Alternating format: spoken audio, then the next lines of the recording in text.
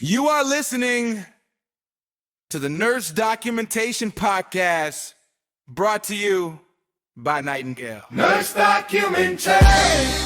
Protect the care you gave. Protect the license you hold. With every note you save. Nightingale, where good care is safe. Welcome to The Deep Dive, the only show that takes your source material, runs it through our analytical engine, and then delivers the most valuable knowledge right back to you. Exactly. Our mission, as always, is pretty simple. We want to help you gain knowledge quickly, but also thoroughly. We're aiming for those aha moments that make you a better professional, without all the information overload. We are here to provide the map, not the fog. We really just cut through the noise so you can get straight to the signal that protects your practice and sharpens your focus. And today, we are diving deep into a topic that is, well, it's arguably the highest risk activity you perform daily. Doesn't matter if you're a frontline nurse, a charge nurse, or managing a whole unit. We are tackling the shift handoff playbook. And this deep dive is customized for you, focusing really intensely on reducing liability, improving patient safety, and ultimately protecting your license through rigorous, standardized documentation. And look, if your immediate thought was, oh great, another talk about giving a report, I really want to urge you to reframe that right now. We are not talking about that, loose ritual of storytelling that happens at the end of a shift. This deep dive is about the precise, legally defensible, and safe process of transferring responsibility. Transferring responsibility. Yes. The shift handoff is a contract. It's not a conversation. That distinction feels paramount. So our goal isn't just to make handoffs, smoother. It's to make them defensible, auditable, clear enough that no one can ever question what you knew, when you knew it, and who you formally handed that knowledge and accountability to. Because here is the critical opening frame we just have to set for every listener right now.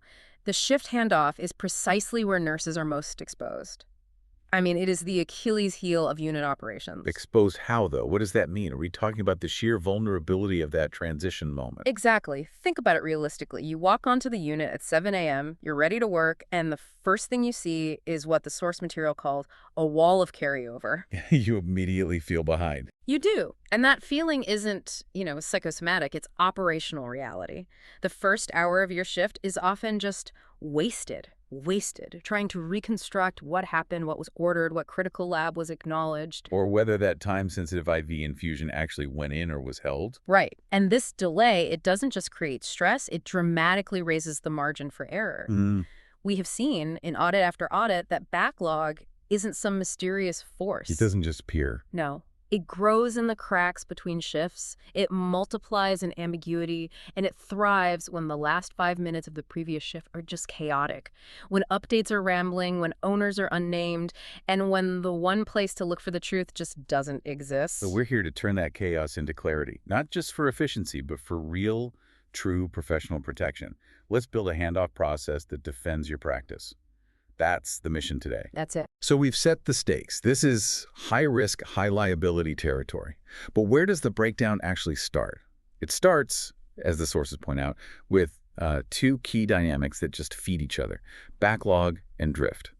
What exactly are we defining as end-of-shift backlog in this clinical context? So backlog for frontline staff is essentially the set of tasks, risks, and decisions that were either scheduled or started but were not finished by the time the responsibility legally transfers to the next team. Okay. Now, a small buffer is normal. You can't finish everything precisely at the stroke of 7. But the problem starts when that backlog grows faster than planned. It forces the next shift to begin reactive instead of ready. So they're managing yesterday's loose ends instead of planning today's care. Exactly. Right. Yeah. And the main culprit driving this persistent growth, the thing that turns a small buffer into an overwhelming wall of carryover, is what the playbook calls drift. Yes, drift is the slow erosion of standards. The core culprit here is an inconsistent handoff process that leaves 3 critical gaps: gaps in ownership, gaps in context, and glaring gaps in priority. So when the process drifts, the work just Stall. It stalls. The incoming team wastes precious time searching chat logs, opening multiple tools, and asking the same questions about a critical patient, let's say Mr. Henderson in room 4 3 different times. That time spent searching isn't just inefficiency. It's a liability multiplier. That's the perfect term for it. I can easily visualize the compounding effect here. I mean, if the incoming shift spends the first 30 to 60 minutes just sorting noise from signal, reconstructing who did what and what's next, they're starting late. Right. And a late start pushes everything out, charting, critical medication passes, doctor rounds, everything. It raises the baseline risk for the entire shift. It creates a vicious cycle. Rushing the start creates mistakes. Mistakes create rework. Rework pushes the end of your shift late, which creates a higher backlog for the next team. This compounding effect is why this isn't just about unit efficiency. It's about breaking a perpetual cycle of professional exposure and burnout. Let's detail those real-world consequences. The costs that the nurse, the manager, and really the whole system feel every single shift when these handoffs drift into chaos. The fallout is, well, it's pervasive. First and immediately, morale drops. And trust erodes dramatically between shifts. Why? Well, when the incoming team inherits unclear work, a patient hasn't had a required lab draw, or a critical pain med was delayed, they're not sure if the last team simply didn't do it or just didn't communicate it. And that ambiguity. It poisons the working relationship. It forces people to assume the worst. And for management, this shifts their operational focus entirely, right? Absolutely. Supervisors find themselves spending all their energy firefighting emergent issues caused by these communication gaps. Instead of coaching or mentoring or focusing on system improvements, they're constantly fielding calls or resolving basic confusion that should have been clarified in the 4 minutes prior to the shift start. And from a leadership perspective. From a leadership perspective, they worry deeply about compliance exposure. Because when updates are informal, everyone uses different formats, different language, and that documentation trail looks like Swiss cheese. Which brings us to the most dangerous part of this, the audit trail failures. How do these small, seemingly benign handoff failures show up in legal reviews or quality investigations years down the line? This is the moment we really have to focus on license protection. Inconsistent, unstructured documentation, it just invites liability. It creates gaps that an investigator or opposing counsel will exploit. Can you give an example? Sure. Imagine an adverse event with Mr. Henderson. Investigators are looking for the verifiable paper trail. If the summary of his critical status change is some rambling, fragmented narrative buried in a chat thread, or if key follow-up tasks lack a named owner and a timestamp, that gap suggests ambiguity in care continuity. So if the investigator sees an order change at, say, 7.02, but the shift change notes are posted at 7.15, that gap gets exploited because the receiving nurse was already in the room before reading the update. Precisely. Standardization, on the other hand, simplifies audits and dramatically reduces that exposure because the record is clean, predictable, and traceable. It shows intent and it shows execution. So the urgency is technical as well as clinical then. We're not just talking about patient care quality. We're talking about the integrity of the data that defends the quality of that care. Correct. Today, clinical work spans multiple channels. You've got secure chat apps, email, EMR notes, sometimes even sticky notes or whiteboards. This is all over the place. It is. And without a clear, designated canonical place and a standard structure for the handoff summary, everyone gets a different fragmented version of the truth. When you rely on informal communication, you create a fragmented reality. And when the truth is fragmented, defensibility is weak. So the goal is to standardize how the shift ends so the next one begins with focus. Yes, and so that every action taken is based on a verifiable, time-stamped commitment. We've established that the shift handoff is a high-stakes, high-liability moment. Yeah. Let's talk about the human factors at play, because relying solely on memory, goodwill, and just a quick verbal chat is, well, it's fundamentally unreliable. It is. Why does the drive-by handoff fail, especially in these high-stress clinical environments? It fails because of relentless cognitive load. Your brain is utterly taxed at the end of a shift. You've been sprinting for hours, managing crises, making countless small decisions. And then you have to summarize all of it. Right. The moment you start talking to the incoming nurse, that cognitive load spikes again. You're dealing with significant decision fatigue, which drains your will and your capacity to logically prioritize. The source material dives into two specific cognitive biases that trip us up right at the end of the shift.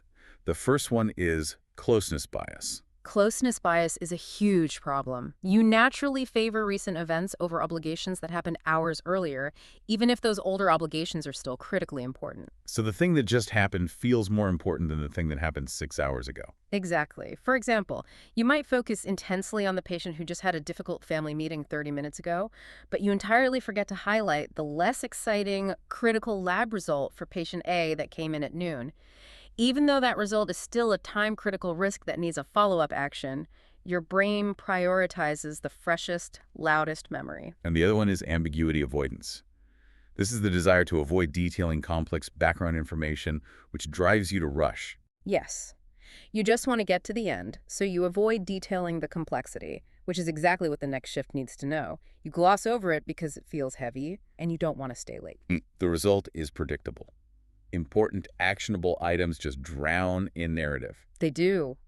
When nurses share a stream of consciousness status, the next team hears context, but they don't get crisp decision points. That's a powerful distinction, contrasting that stream of consciousness status, the storytelling, with the essential need for crisp decision points. Exactly. You might get 10 minutes of story about patient X's difficult morning, the family drama, the supply issues, but you still don't know who owns the next critical lab draw. Or when the physician needs to be paged for a status change. Right. That narrative doesn't transfer accountability. So the central issue is that handoffs often say what is happening, the context, but they systematically fail to articulate who will do what by when. That sentence, who will do what by when, is the most critical piece of data you exchange. Without that, the work just floats. And this is where the documentation imperative becomes so crucial for your protection. How are omissions interpreted after an adverse event? They're always interpreted negatively. Always. If there is no name and no specific clock time attached to a follow-up action in the summary, an investigator operating years later will assume that work was unowned. And therefore, it was not done. And therefore, it was not done. The documentation has to make the chain of custody explicit. This is why we hold fast to the phrase, what is not assigned is not done. You need to show you completed your duty by formally transferring that assignment. And this issue is amplified by that tool fragmentation you mentioned. Yeah. If I'm hunting across 4 different systems, I'm guaranteed to miss the critical detail. The process of hunting is inherently dangerous. When you spend precious minutes hunting across chat, email, the EMR, maybe a physical whiteboard, you waste time and you exponentially increase the chance of missing the most critical detail. Like a change in a time-critical medication order that just landed in the EMR queue 5 minutes ago. Exactly. Your structure has to consolidate the action items, not scatter them. So the solution must be a structure so tight, so focused, that it actively counters those cognitive biases and fragmentation issues. We need to replace the loose ritual of storytelling with a tight habit of commitment. That's the introduction of the minimum viable handoff, or MVH. It's the core solution concept. Minimum viable handoff. The MVH only captures what the next shift needs to start on time and do the right work in the right order. It has to be concise and complete, but never superficial. It's time-boxed to force prioritization, standardized to ensure consistency, and, most importantly, anchored in readback accountability to lock in understanding. You're designing an anti-fragility mechanism for the unit. That's a great way to put it. This brings us to the core methodology that we're pulling from the playbook, the clear-to-win framework. This is a fixed 5-step flow designed to cut ambiguity by ordering the information based on risk and actionability. Right, and the sequence itself is a cognitive tool. The sequence matters. The sequence matters more than anything else here because it fights that cognitive drift we just discussed.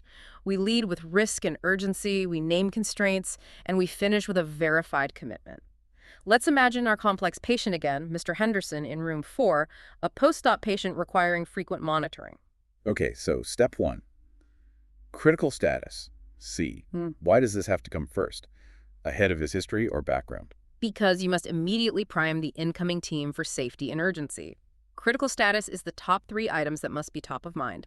This includes top patient priorities, any hard blockers you left unresolved, and any immediate safety or compliance notes. So for Mr. Henderson, what would that sound like? For Mr. Henderson, the critical status might be top priorities, patient reporting 810, pain PRN ineffective. Second, telemetry leads came off, need immediate reattachment, blocker. Stat lab results pending since 1600. Safety note, fall risk high, bed alarm activated and tested.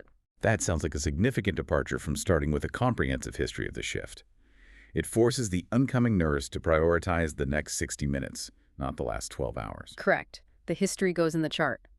The critical immediate action status goes in the summary, which leads to step 2, logistics and constraints, L. This is often the step that unstructured handoffs skip entirely, but it is absolutely vital for realistic planning. Logistics. So this defines the limits of the possible. Without it, the receiving nurse commits to things they can't actually achieve. Exactly. It covers the conditions that shape the plan: staffing levels, equipment status, downtime windows, and supply dependencies. If the oncoming nurse for room 4 is short-staffed and covering 3 other rooms, they need to know that before they commit to a complex 5-step task list that assumes a full roster. So what would that look like for our patient? For Mr. Henderson, logistics might be staffing level, 1 RN down on the swing, equipment, portable ultrasound unit currently broken, maintenance ticket is active, constraints. Blood bank will be offline for system update between 11 p.m. and 1 a.m. You're exposing the limits. It avoids false starts. And it protects the integrity of the commitments. Okay, so that brings us to step 3, exceptions and escalations, E. This is where we call out anything that deviated from the original expected patient management plan. Yes. You call out anything off plan, escalations that are already in flight, and you name specific decisions that are needed. So for Mr. Henderson. For Mr. Henderson, exceptions. Dr. Smith called back, declined the new pain order, asked for another assessment at 23:00 instead, escalation. Quality check initiated on missing blood draw, decision needed. Can we obtain verbal sign-off from Dr. Jones to re-administer morphine PRN if the 23-per-journal assessment remains high, or must we wait for the lab results? You're preventing surprises. You're creating a path to resolution, not just reciting problems. Exactly. And that path leads to step 4, actions and owners, A. Now, if the handoff is the mechanism for transferring liability, this step is the core legal component. This is where we convert vague status into concrete, auditable commitments. This sounds non-negotiable for liability protection. It is. We move to 1 line per task, and that line must include the named owner, the target clock time, and the system reference number, the EMR task ID, the work order, the ticket number. So named owners and specific target times, that's what turns intent into auditable commitments. Yes. For Mr. Henderson, the action list might read: reattach telemetry leads, Nurse Alex 21.05, EMR task ID 5521. Complete comprehensive pain reassessment, Nurse Alex 22.0, chart note ref 7892. Call Dr. Jones re-PRN decision, charge nurse 21.0, pager log 114. And if it doesn't have an owner and a time? Then it is not an action, it's a hope, and it will become carryover. And finally, step 5. Risks and read back. Right. This is a safety net. This is what locks everything in and provides the verification needed for your professional protection. You close with known risks. For example, known risk. If the portable ultrasound remains down, assessment of the surgical site will require manual palpation only, raising risk of missed complication. And then, and this is critical, you require verification. Read back. The receiver must restate the top 3 items, owners, and due times. This small, crucial ceremony locks understanding, verifies commitment, and lets you, the outgoing nurse, fix misalignment before you leave the floor. So you can't just accept a soft, got it. Never. You need them to vocalize the contract. So this whole clear-to-win framework is enforced by what you call discipline anchors. You mentioned 2 non-negotiables. First, the 4-minute timer. Yes. This is a forcing function. It crushes drift, it stops rambling, and it forces prioritization. It's really just Parkinson's law at work. Work expands to fill the time available. By capping the delivery time, you keep the signal high and prevent that end-of-shift exhaustion from turning the summary into a confusing data dump. And the second anchor is the documented output.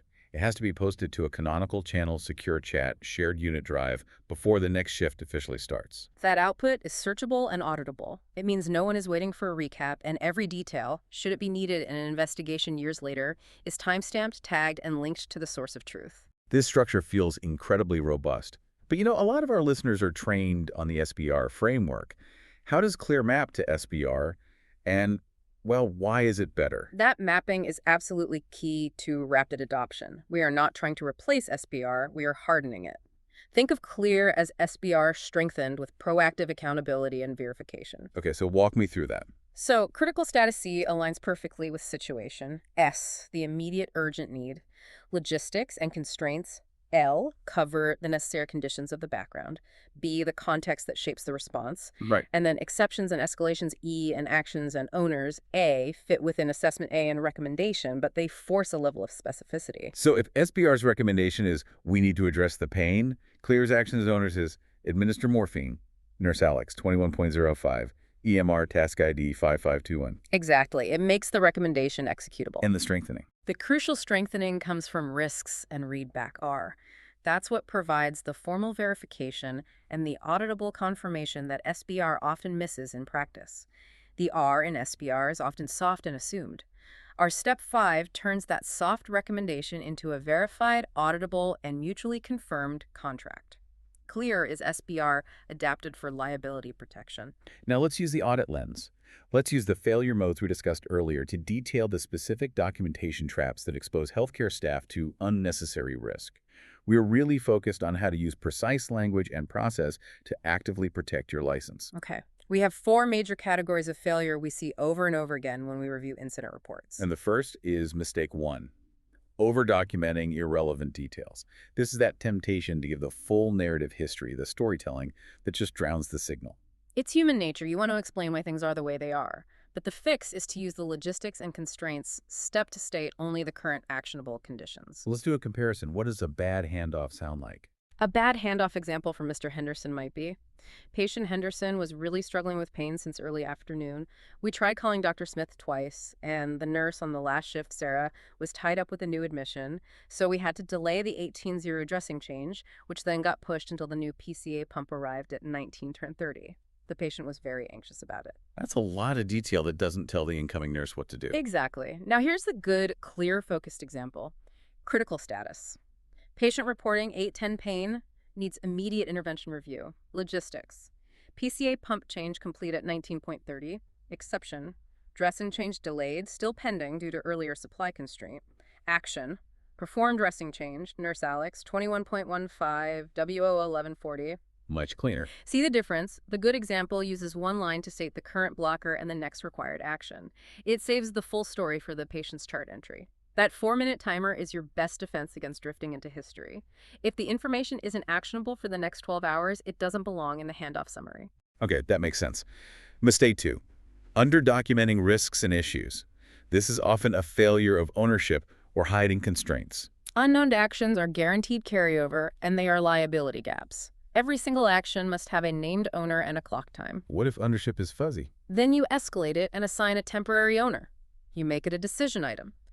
Owner, pending clarification, temp owner, charge nurse, due 21.15. And hiding constraints. You can never assume limits are obvious, never hide constraints like staffing being low or a critical material only being 30% available. Call them out explicitly in logistics. Teams make unrealistic plans when constraints are invisible. Mistake 3. Copy forward dangers and fragmentation. Copy forward is so deadly because it creates historical inaccuracies and legal exposure if you miss changing a status that has actually been resolved. And tool fragmentation, or tool hopping, multiplies that risk. You must resist scattering the summary across multiple platforms. Use one canonical channel, a dedicated unit log or secure application for the summary, and then link out to the system records for the detailed context. That central summary is your evidence pack. And we have to emphasize the danger of missing system records. Yes. Actions without system IDs, without a ticket number, a work order, or an EMR reference are nearly impossible to track and audit effectively. Every action should have a traceable ID. This ensures the full, sensitive context lives in the securely accessed system, but the immediate action item lives visibly and traceably in the handoff summary. Okay, and the last one. Mistake 4. Assumptions that harm credibility. This comes down to accountability, specifically the failure of that readback ceremony. The soft readback is a serious accountability gap. If the receiver just says, got it, or sounds good, you have verified nothing. An auditor cannot prove they heard the critical details. So what do you do? You must require them to restate the top 3 actions with their owners and times. This small active verification ceremony locks in the commitment. If they stumble, if they say, I got the dressing change for 22.0 and your note said 21.15, you fix that misalignment immediately before you walk away. And we have to eliminate vague due times. Soon and later don't count in patient care. Not at all. Require specific clock times 21.05, 23.0, or before noon. If someone can't commit to a time, assign a follow-up action to set a time within 30 minutes. Something like, assign specific time for Lab C follow-up, Nurse Alex, 21.30. Finally, let's focus directly on privacy and compliance guardrails, the things that protect the nurse's license when drafting these high-level summaries. This is critical for HIPAA and just general professional conduct. Use minimum necessary language in the summary itself.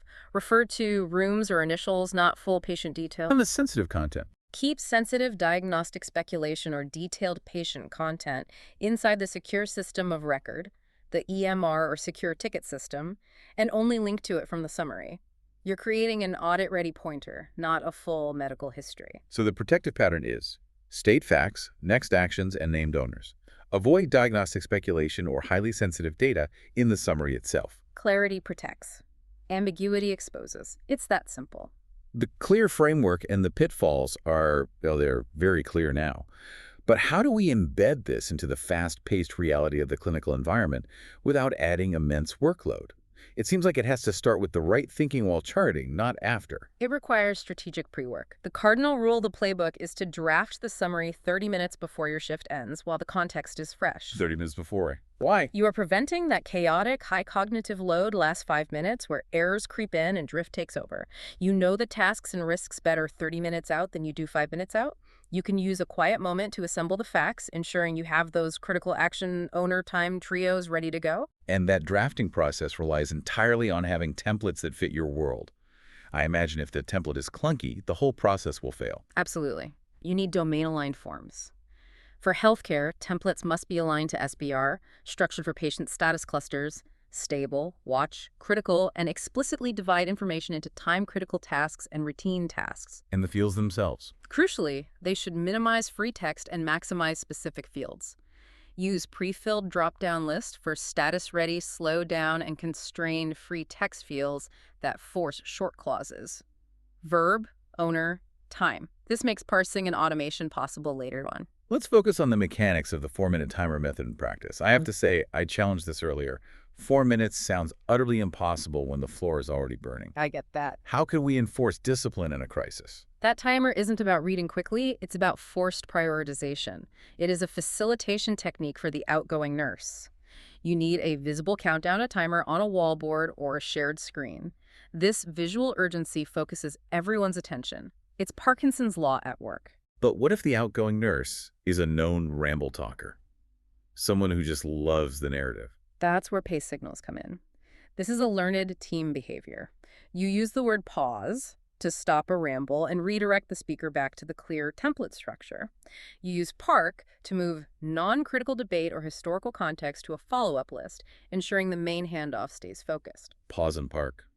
And there's a third one. Prioritize. You use prioritize to bring the group back to urgent due times when the conversation drifts into general grievances. These signals allow the charge nurse or the receiving nurse to enforce the structure politely. And for remote or hybrid charge nurses using chat systems, how do we enforce this time box and accountability? We rely on remote mechanics. You post the summary as a structured threaded post in your secure chat system, and then you use reaction codes, a checkmark for confirmed read, a warning triangle for risk, a light bulb for an identified opportunity. So you can quickly manage state and acceptance? Right. It's far faster and clearer than waiting for verbal confirmation on a choppy audio call, and it creates an immediate auditable timestamp. The whole delivery chain here relies heavily on automation to ensure this doesn't double the workload. Management staff really need to understand the logic here. Automation is your compliance and timeliness partner. It starts with simple flow. Reminders that are triggered 30 minutes before shift end, linking the author directly to the clear form template. And the real magic. The magic happens in the action flow. Automation should parse the actions and owners field. If that field is structured correctly, like restart line 3, Anna 10.0, WO 1139, the system can auto-create track tasks in systems like Jira, Asana, or a specialized EMR task list. So it turns a line in a summary into a tracked work item with a named owner and a clock time, freeing the nurse from manual data entry. Exactly. The system should flag any task without a named owner and a target time, forcing the author to assign it. For example, temporary owner, charge nurse due 10:00. That's the logic of self-enforcement. The system helps you prevent the liability gaps. That's it. And finally, tying this back to liability, we need to stress defensible language and chain of custody in the recorded summary. Your summary must be audit ready. Use action links only linking to the EMR or the ticket for full details, and rely on system-generated timestamps for the transfer record. And for escalations, you need escalation proof. Escalation proof. You record who escalated, who accepted responsibility, and the link to the official incident or change ticket. That recorded chain of custody is paramount when reviewing an event later. It confirms that you identified the risk and appropriately handed off the responsibility to the next accountable party. We've built the structure. We've walked through the mechanics. Now let's talk about how to sustain this. As we've seen, confidence comes from structural, not from speed. And structure requires measurement. It does. This is where the backlog reduction scorecard becomes vital. It tells you if the clear framework is actually working, moving beyond just a feeling to measurable improvement. So what are we measuring? The scorecard links handoff behavior to core outcomes, patient safety and operational efficiency. But we focus on leading indicators because they predict backlog reduction before the backlog actually drops. So what matters most? What are those indicators? Summary timeliness, for example. A 95% green threshold for summaries posted on time. Completeness against clear are all 5 steps included. Readback compliance, a 90% green threshold, and action owner confirmation rate. If these leading indicators are green, the culture is changing and the backlog will fall. And for the nurse listening right now, this standardized, traceable record is more than just a metric. It's a powerful tool for professional self-advocacy. Absolutely. When you clock out, you need to feel protected. Standardized, time-stamped records, what we call evidence pack-ready documentation, are crucial for audit and legal safety. You have a verifiable record of exactly what you handed off, when, and who accepted responsibility for the next step. It reduces your personal risk exposure instantly because the work is no longer just floating in the ether. It has a home and a named steward. And the personal win is immense. You leave your shift on time more often, free from the anxiety of hidden, floating work that might come back to bite you later. And that leads directly to trust. Why do nurses who document clearly get trusted faster? It's because the incoming team knows they are starting with a map, not fog. There is clarity, there is accountability, and there is immediate knowledge of the top 3 critical actions. They can trust that when you say you handed off the task, you provided the necessary contract for them to succeed. The goal here is concrete and immediate. Cut your end-of-shift backlog by 50% within 30 days by adopting this 4-minute routine and the clear structure. So here's the final provocative thought we'll leave you with, based on all the evidence and coaching we've reviewed today. Are you willing to trade a 4-minute routine, a visible timer, a clear template, and a 2-second read back for hours of reduced stress, fewer errors for your patients, and proven professional protection? You now have the tools. You have the playbook and you have the structure to give your team the gift of starting ahead instead of perpetually behind. That wraps our deep dive into the Shift Handoff Playbook. We reinforce the necessity of the 5-step clear sequence, the crucial role of the 4-minute timer to force prioritization against cognitive load, and the non-negotiable accountability provided by the readback and named owners. Remember, clarity protects your license. It reduces liability, and it dramatically improves the quality of care and the quality of your shift start. Stop guessing. Start verifying. We encourage you to immediately apply the clear sequence in your next shift handoff. Find your templates, set your timer, and coach your receiving peer through that formal confirmation read back. You have the structure to advocate for yourself and for your patients. And if you are ready to implement the system immediately, we invite you to download the Shift Handoff Playbook. It contains the plug-and-play templates, the supervisor QA checklist, and the automation quick start recipes we detailed today, all designed specifically for bedside use. Thank you for joining us on the Deep Dive. We'll see you next time. You are listening to the Nurse Documentation Podcast, brought to you by Nightingale. Nurse Documentation. Protect the care you gave.